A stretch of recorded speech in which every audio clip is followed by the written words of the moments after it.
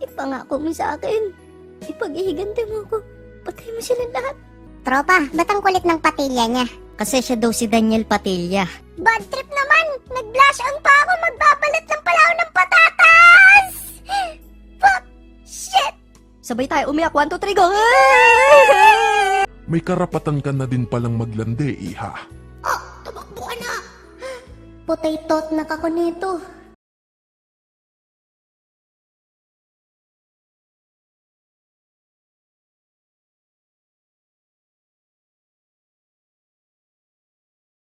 Pakiusap, wag mo na idamay si Sarah! Nene pa siya!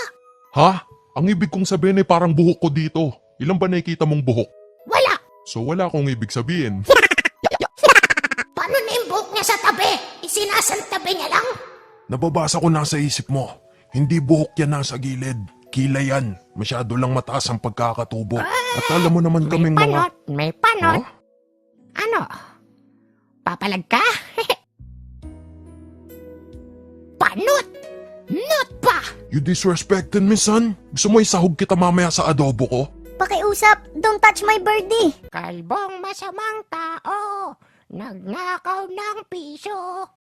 Anong pake mo kung no hair to? Ang yabang naman itong bird na to porket mas malaki pa siya sa bird ko. At mas malaki pa rin siya sa bird ko kahit maging angry bird. Huwag mo siyang sisihin kung ang bird mo ay Tweety bird lang. Pag sinampal ko yung bird ko sa mukha mo, yun ang tinatawag na Flappy Bird. Tama na yung usapang bird! Nakaka-bird! Tama, bird flu na ako. Move your face. 3 hours later. Can you move it along? I'm all out of time cards. Astig ng plancha ko, wireless. Iron, the best shit for your bed sheet ever. Bida ka talaga sa palabas, palagi ka nalang inaapi. Pag ako tumama sa loto, huyo kayo sa akin. Bagay mo naman! Pagkatapos mo magplantya, magbalat ka ng patatas. Dahil kung hindi, ikaw babalatan ko. At pagkabalat ko sa'yo, bubudburan kita ng asin. You feel me? I got you, my nigga. Ha? That's what I'm talking about. Boss, binibenta o Kagiwa 8 limited edition. Ayoko. Gusto ko taulabasik. Sabihin mo, pakyo sila. Anong ginagawa mo rito, Santa? Malapit nang magpasko, ha? Wala kang regalo dahil nasa listahan ka ng naughty. Heto ako ngayon, nag-iisa.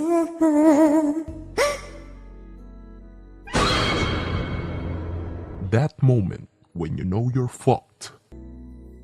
Hey, bitch! Musta? Ikaw ba si Sarah? Opo. Ikaw ba yung Coach Sarah sa The Voice? Hindi po ako Coach Sarah. Tinidor po ako. Pilosopo ka, sumunod ka sa akin. Let's get it on.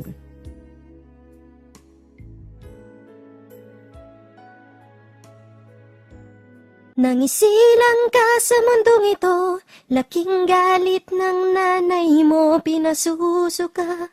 Kinagat mo, tanggalang utong, tanggalang utong.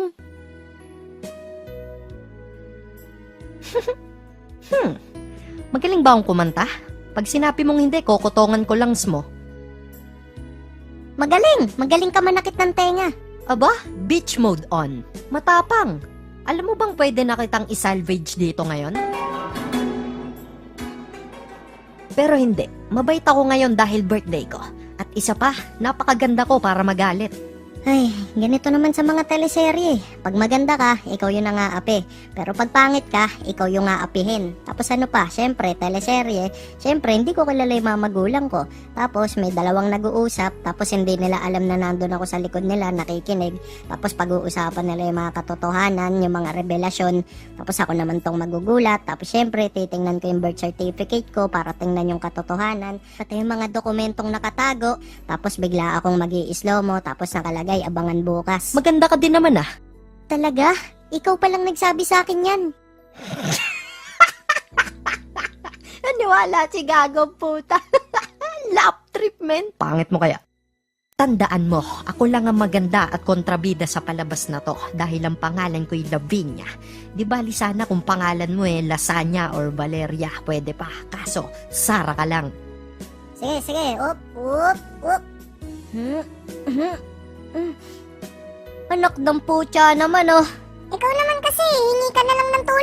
nano pa. Kung alam ko lang na utusan lang ako, hindi na ako nag-makeup.